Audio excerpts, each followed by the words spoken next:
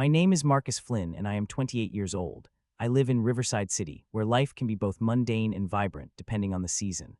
For years, I was part of a close-knit friend group, a circle filled with laughter, shared secrets, and late-night adventures. But like all good things, it fell apart, and the cause of that destruction was a girl named Clara, my ex-best friend's girlfriend. Clara was charming at first, a dazzling smile that could light up a room, but beneath that charm lay a cunning manipulator who thrived on control. At first, I thought I was being a good friend, supporting her in whatever way she needed.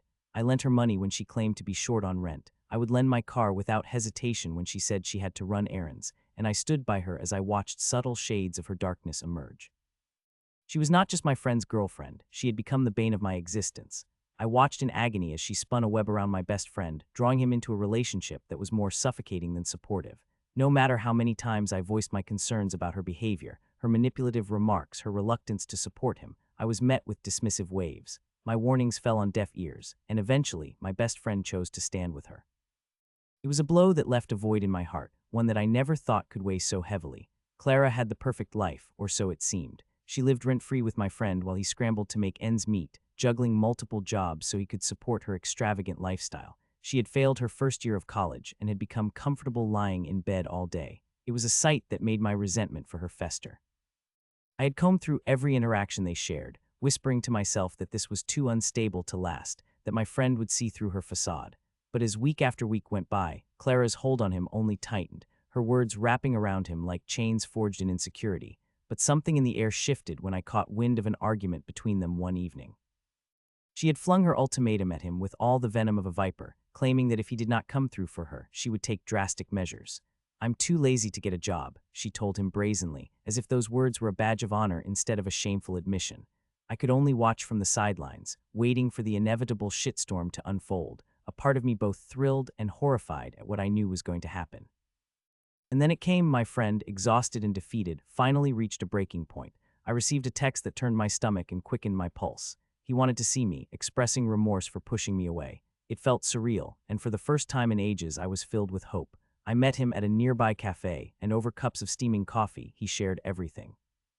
He told me about his struggles to cover expenses while Clara lazed about, making it hard for them to make rent without the dual income they had once counted on. His cheeks were hollow, eyes sunken, weariness etched into the lines of his face. It was as if all the color had disappeared from his life, and there I sat, listening intently and feeling the battle within me begin to shift from anger to vindication. Little did Clara know, the castle that she had built was crumbling around her.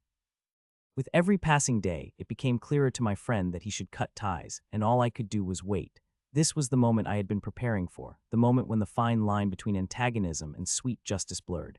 As he planned his escape, I felt a rush of excitement and a sense of dread. Clara's final gambit came in the form of desperation. She revealed to him a threat shrouded in guilt. She was fighting the urge to end her own life. I could not believe how low she had sunk, dangling the most potent emotional blackmail in an effort to secure her stay.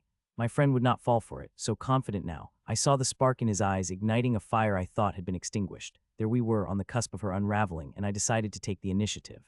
I planned a meeting with our mutual friend, Jess, who had been on the sidelines during this tumultuous period. She had witnessed everything, but was too cautious to take sides. I shared my story, the entire grim saga surrounding Clara, and I could tell from Jess's expressions that she too had been silently rooting against Clara.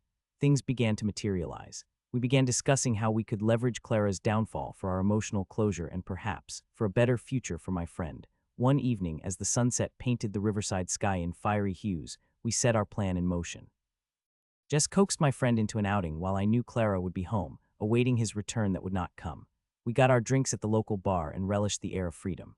I watched as my friend shed layers of his frustration, his burden lifting with every smile. And while we laughed, Clara remained in her dark cocoon, spiraling deeper into her self-inflicted misery, painting herself as a victim she deeply feared she would become. Then came the moment of truth. My friend decided he would reveal the truth to her. He called her, and I leaned close, heart racing as he spoke with her. "Clara, this ends today," he told her, unburdening himself of every silent regret he had held on to. "I have asked you to change, to step up, to be a partner, and you have done nothing but drag me down." The silence on the other end was deafening. Days passed. Clara's facade shattered under the weight of her own inability to change. She was left alone, clutching the remnants of a life she once thought was perfect, now fizzling into a hollow echo. How sweet it felt to see her crumble helplessly into the void. The echoes of her despair faded into our own victories as my friend felt lighter. I received countless messages of gratitude from him for prompting his awakening. Our circle felt complete again, camaraderie restored, and together we moved forward. We found ourselves laughing more, rebuilding our friendship while Clara wrestled with the chaos of the life she had constructed. Months later, I caught a glimpse of her from across a cafe. She looked different, unkempt, and alone. I couldn't help but smile, knowing that life had a way of balancing the scales.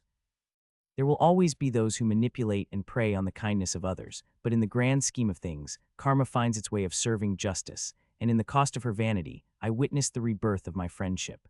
What a testament it was. Life has a way of unfolding that often catches us completely off guard. And as I sat there, sipping my coffee while my friends shared stories of the triumphs they had found in our rebirth, I could not help but think that in the end, revenge is the sweetest form of closure, transforming our hurt into strength and our tears into laughter once more.